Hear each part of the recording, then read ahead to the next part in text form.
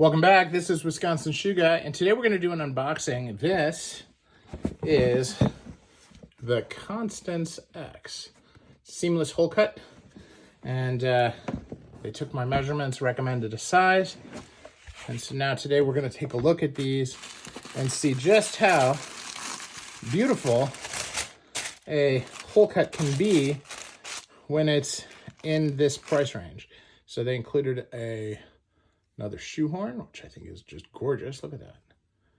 Made out of horn. I love it. Another dauber. Another brush. And here we have another neutral polish, which I think is great. Very kind of them. So let's take a look. It's in the bag. Now these are lighter. So let's see how they come out. Look at that. Now the patina on these is really cool. But look at that. No seam. Stitch density is a little bit better than it is on the others.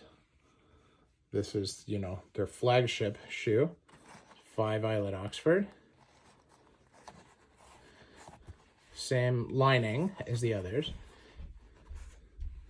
Leather is a relatively tight weave. Now this is going to wrinkle more than the others because it is a hole cut, a seamless one at that. You can see very minor lasting issue there at the back.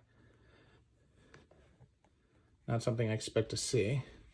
See, they also did a blind waist on this, or excuse me, a blind stitch on this. There is a marked fiddleback look to it. It's not super tight. The wording in here didn't look like it went through all the way. They could actually make this look a lot better by doing a dual color on it so that it pops a little bit more. Now if you look at that, the welt material and the sole are clearly differentiated here by color, but they did do a little bit of work on the waist. I like the coloring on the heel stack. It also looks clear that it is a leather heel stack on these. Now sometimes that's because they left it unstained, and I can feel that it's leather versus leather board. But I just love this. I was worried about these because on the website it looks quite light, but I feel like this is a really good, solid mid-brown that will give me a lot of options for wear. So let me take the other one out, and then we'll look inside like we have with all the others from Blkbrd. I'm gonna take this, and here we go. So as we look at these, you know, hole cuts are tricky. You have to have a really good last with hole cuts to make them look elegant. And I feel like they've done that. You know, the leather quality on these, there's a little bit of wrinkling. It's not bad. On the inside, trying to get these open here. That's a good view because you can see kind of how there's a top edge to it. That really helps define the last shape. You can see it here as well. And we're going to open this up. Now, they have a darker lining on it. The lining is super soft, but it does not feel like the tightest leather out there. Same with this here. You know, now it's not belly leather, but it's just not as tight as you see on some, you know, higher end shoes. So now when you think about it, right, a seamless hole cut. Now I had priced these out with Acme when I did my hole cuts from them, and a seamless was an $800 upcharge because it's hard to do. It's hard to pull the single piece of leather over the last and get it without wrinkling, without tearing.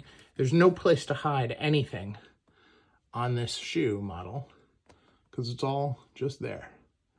Right, so that, I will polish these, give them a nice shine before I get them on the hoof, and I will probably wear these first because I'm most excited about them.